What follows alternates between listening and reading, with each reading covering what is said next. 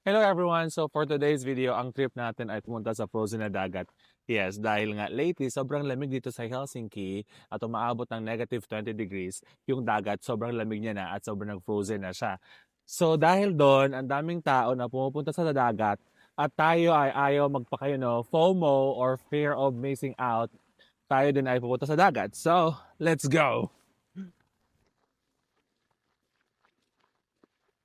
Lakad-lakad muna tayo habang malayo pa. Actually, hindi naman siya sobrang layo. Sobrang lapit na niya lang. Siguro mga 5 minutes walk from my house. Dagat na siya. So, for today, ang kasama natin ay mga Frenchies. My friends Alex and his friend from France. Yep. Mga friend natin from... Looks so weird. Kasi itong area na to, madalas ako ditong nagsiswimming kapag summer. White sand to, tapos ito yung dagat. Tapos right now, frozen na siya. So, ang daming tao na naglalakad dun sa frozen sea. So, tayo din ay hindi papahuli at tayo maglalakad.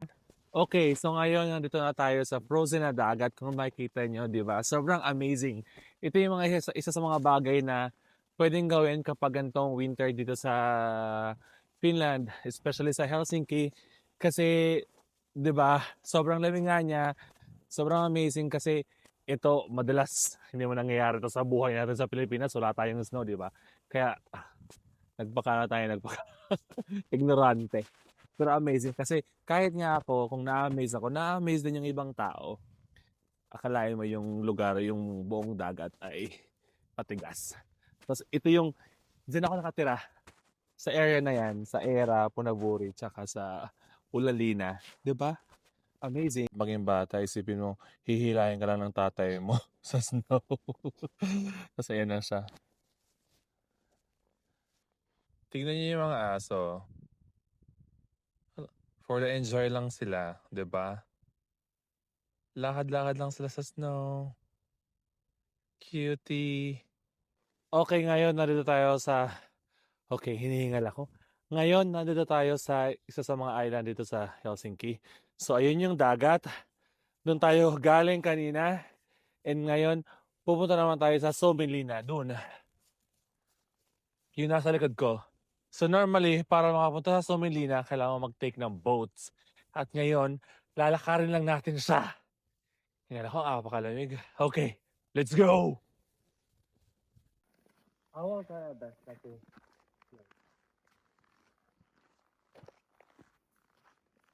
Aha, I did it. I'm disappointed. Okay. It's so hard because right now the boots that I'm using is very slippery, so I need to I need to walk so slow because my boots is very slippery. Ito yung mga markings nung sa dagat na mga, hindi ko alam kung anong tawag, pero yung mga lumulutang-lutang, di ba? Yan siya. So, ayan. Medyo malapit na tayo sa Suomenlinna.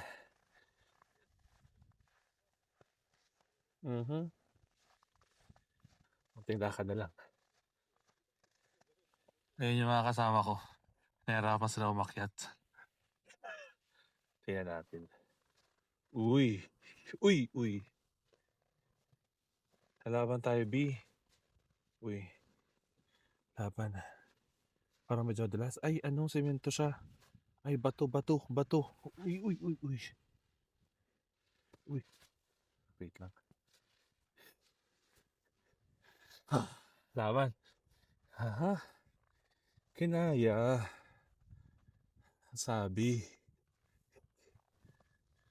So, nandito na tayo ngayon sa isa sa mga part ng Suomenlinna. Yan. Then, punta naman tayo dun mamaya. Yan. So, nasa taas na tayo ngayon ng Suomenlinna, ng isa sa mga part ng Suomenlinna. Apakatarik ng mga daanan. Hirap na hirap ako dito.